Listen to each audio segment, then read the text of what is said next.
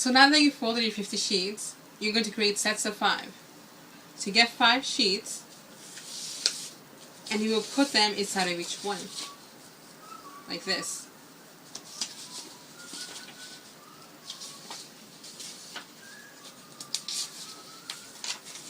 Make sure they're all equal, and do this same procedure for all 50 sheets.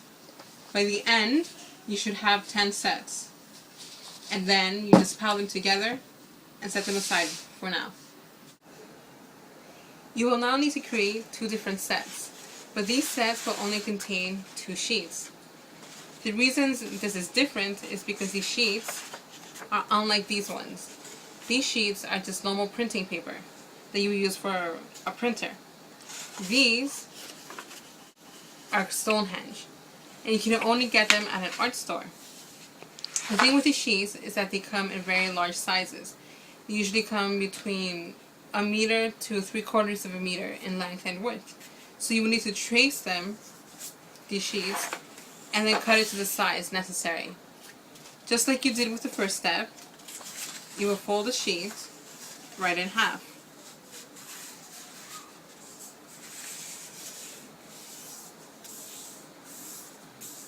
You will need 4 folded sheets for this step. And just as you've done previously, you will stack them together. But each set will only contain 2 sheets for this step. So your first set has 2 sheets, and then your second set also has 2 sheets. And then you put them aside. Now that we have our sets ready, it's time to sew the sheets together. For this part, I'll be using a white thread. You could use another thread color, but the reason I chose white is because it blends better with the paper, and it won't be as visible when you use your book. The size for the thread shouldn't be that long. I'd say about this size should be sufficient. You cut the thread, and just like any time you might sew, you put it in the needle. To make it easier, use a large needle. There are smaller ones, but for this it doesn't matter really if it's a bit large, and I've chosen the large one just because it's more visible for this video. You will then make a knot.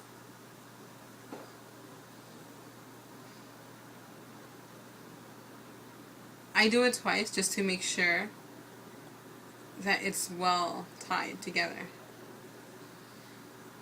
And the extra yarn or thread you cut off so that it doesn't get in the way.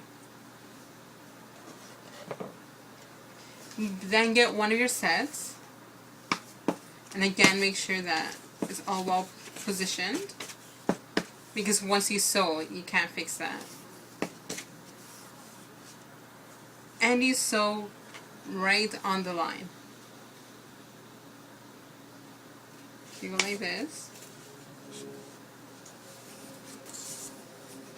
and you pull. And you go like this,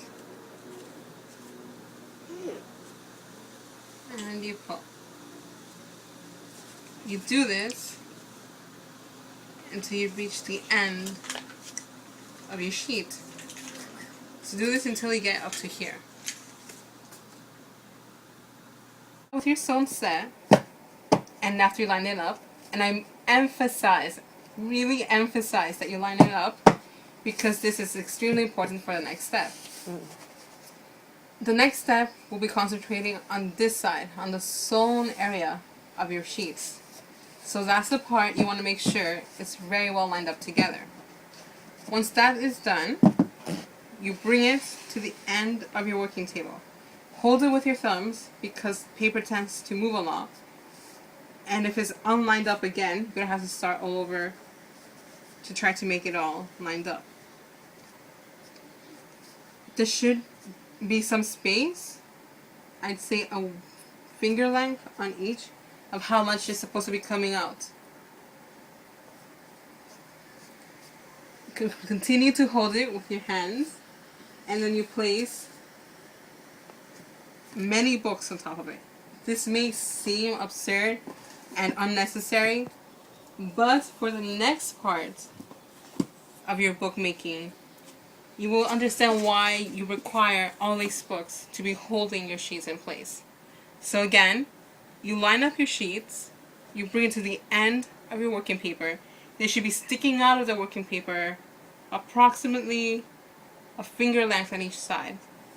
And I don't know if you can see from there that the edge is all very well lined up. And then you're ready for your next step.